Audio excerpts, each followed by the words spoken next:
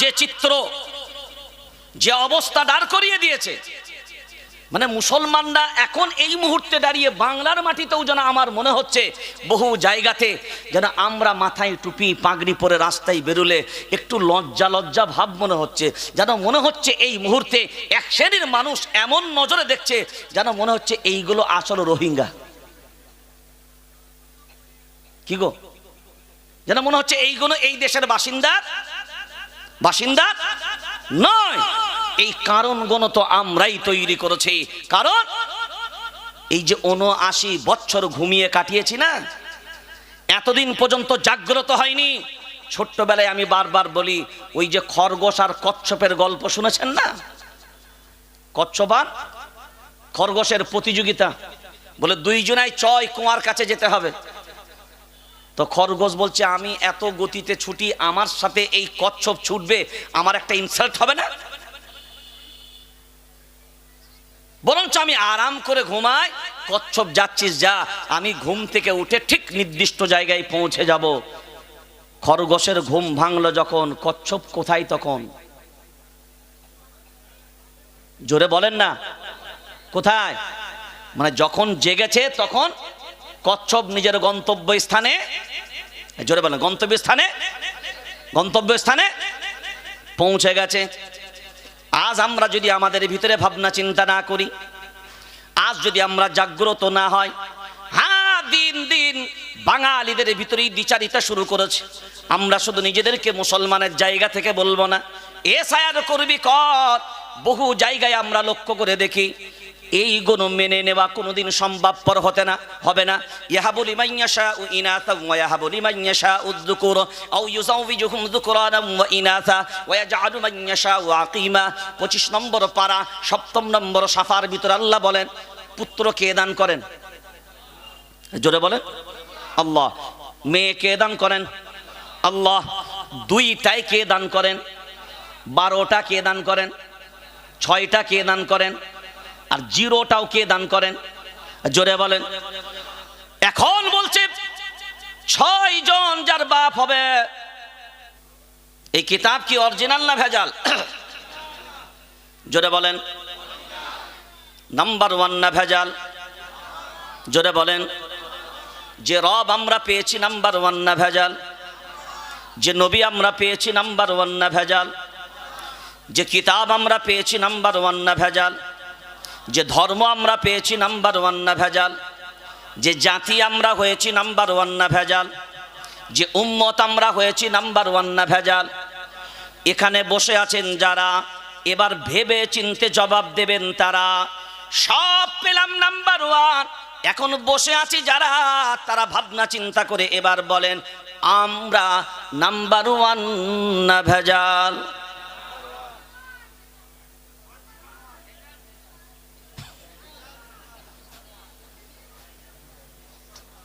আমরা নাম্বার 1 না, আমরাই হলাম ভেজাল। মুরতাদ আমাদের ভিতরে, মুনাফিক আমাদের ভিতরে, মুলহিক আমাদের ভিতরে, জিন্দিক আমাদের ভিতরে, ফাসিক আমাদের ভিতরে। বাইরে না আমাদের ভিতরে? জোরে বলেন, বাইরে না আমাদের ভিতরে? সব পেলাম নাম্বার 1, কিন্তু যারা নেবে নাম্বার 1 গুণ তারাই হলো, জোরে বলেন, ভেজাল। ওই জন্য ভারতবর্ষের জমিনের আল্লাহর গোলাম 40 কোটির উপরে জনসংখ্যা মুসলমান থাকার পরেও আজ এ জাতির অস্তিত্ব নাই। কারণটা কোথায়? আমি তবলিগ, তুমি ফুরফুরা; আমি দেওবন্দি, তুমি বেরেলি; আমি হানফি, তুমি শাফি; আমি মালিকি, তুমি হাম্বালি; আমি কাদরিয়া, তুমি চিশতিয়া; আমি নকশবন্দিয়া, তুমি মুজাদ্দিদিয়া; আমি মুতাজিলা, তুমি খাওয়ারিজ; আমি নজ্জারিয়া, তুমি জাবারিয়া; আমি মুশাব্বিয়া, তুমি নাজিয়া; আমি জামাত ইসলাম, তুমি আহলে হাদিস; আমি আজানগাছি, তুমি পিয়ারডাঙ্গা; আমি চরমোনাই, তুমি সরসোনাই; আমি পিলা পাগড়ি, তুমি লাল পাগড়ি; আমি হলুদ পাগড়ি, আমি তমুক পাগড়ি; আমি এ জামাত, তুমি সে জামাত; আমি শিয়া, তুমি সুন্নি; আমি এ দল, তুমি সে দল। সব কিছুই বললি বল। ওরে এত দল এত জামাত বললি বল, আসলে অরিজিনাল তুই মুসলমান এটা হ্যাঁ কি না বল? বললি তো এত দল, বললি তো এত জামাত, বললি তো এত কিছু, কিন্তু যদি আমরা বিবেক দিয়ে মূল্যায়ন করে দেখি, আজ যদি আমাদের ভিতরে এই ইত্তেফাক না তৈরি হতো, যদি আমাদের ভিতরে ইত্তেহাদ থাকতো, তাহলে মনে রেখে দিবেন, খুব বিনয়ের সাথে বলছি, তাহলে এ জাতি কোনো ঠুনকো জাতি, জোরে বলেন ঠুনকো জাতি নয়। কারণ নমরুদের দৌড় আমরা দেখেছি, তখনও কিন্তু আমরা সংখ্যালঘু ছিলাম, পরাজয় বরণ করিনি। ফিরাউনের দৌড় আমরা দেখেছি, আমরাই সংখ্যালঘু ছিলাম, পরাজয় বরণ করিনি। বদরের প্রান্তরেও আমরা দেখেছি, আমরাই সংখ্যালঘু ছিলাম, সেখানেও পরাজয় বরণ করিনি। খন্দকের প্রান্তরেও আমরা সংখ্যালঘু, পরাজয় বরণ করিনি, আমরাই বিজয় লাভ করেছি। ওহুদের প্রান্তরেও আমরা সংখ্যালঘু, পরাজয় বরণ করিনি, আমরাই বিজয় লাভ করেছি। মুতার প্রান্তরেও আমরা সংখ্যালঘু, পরাজয় বরণ করিনি, আমরাই বিজয় লাভ করেছি। সব জায়গায় সংখ্যালঘু, আমরা পরাজয় বরণ করিনি, আমরাই বিজয় লাভ করেছি। আর আজকে ভারতবর্ষে আমরা সংখ্যালঘু না সংখ্যাগুরু? আরে জোরে বলেন, জোরে বলেন। সংখ্যা লঘু। ফিরাউনের জামানাতেও সংখ্যা লঘু, নমরুদের জামানাতেও সংখ্যা লঘু, বদরের প্রান্তরেও সংখ্যা লঘু, খন্দকের প্রান্তরেও সংখ্যা লঘু, উহুদের প্রান্তরেও সংখ্যা লঘু, মুতার প্রান্তরেও সংখ্যা লঘু। সব জায়গায় পরাজয় না বিজয়? সব জায়গায় বিজয়। তো সব জায়গায় বিজয় হবার কারণটা, সব পেয়েছি নাম্বার ওয়ান। আর বিজয়ের কারণ ছিল বদরের প্রান্তরে 313 জন যারা ছিল, মানে সবই তো নাম্বার ওয়ান, কিন্তু যারা পেয়েছে তারাও ছিল ভেজাল না নাম্বার ওয়ান? জোরে বলেন। হ্যাঁ, তারা 313 জন পেয়েছে, সব নাম্বার ওয়ান, তারাও ছিল নাম্বার ওয়ান। ওই জন্যে করে দিয়েছিল কামাল। আর আমরা সব পেয়েছি নাম্বার ওয়ান, কিন্তু আমরাই লেনেওয়ালারাই ভেজাল, যার কারণে পুরো বেসামাল, যার কারণে আমরা পুরো বেসামাল। এবার আসেন, হেফাজতের দায়িত্ব নেব। সারা দুনিয়ার সব শক্তি যদি ঐক্যবদ্ধ হয়, তার একটা পশম বাঁকা করতে পারবে না। আর আমি আল্লাহ যার হেফাজতের দায়িত্ব নেব না, টেনশন নেই, তাকে রাখার ক্ষমতাও কারোর হবে না। বুলেট প্রুফ জ্যাকেট পরলেও, বুলেট প্রুফ গাড়ি চললেও হবে না। যে বুলেট প্রুফ জ্যাকেট হোক আর বুলেট প্রুফ গাড়ি হোক, মালেকাল মাউতের জন্য কিন্তু কোনো বুলেট প্রুফ গাড়ি না।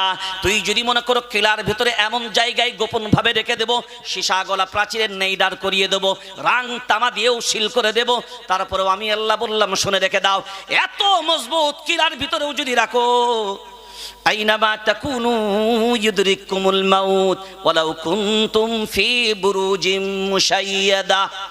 কোথায় গোপাবি, কোথায় লুকাবি?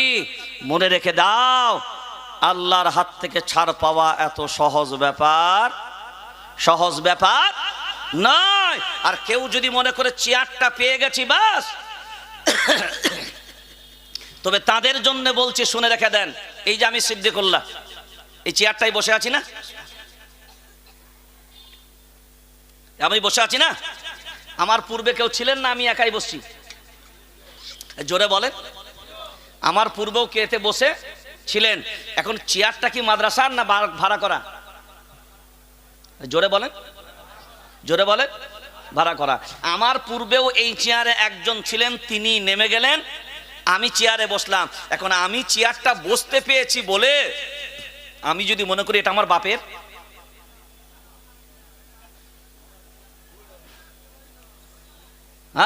আজকাল বর্তমান সময়ে এটাই আমাদের সব থেকে বড় ভুল।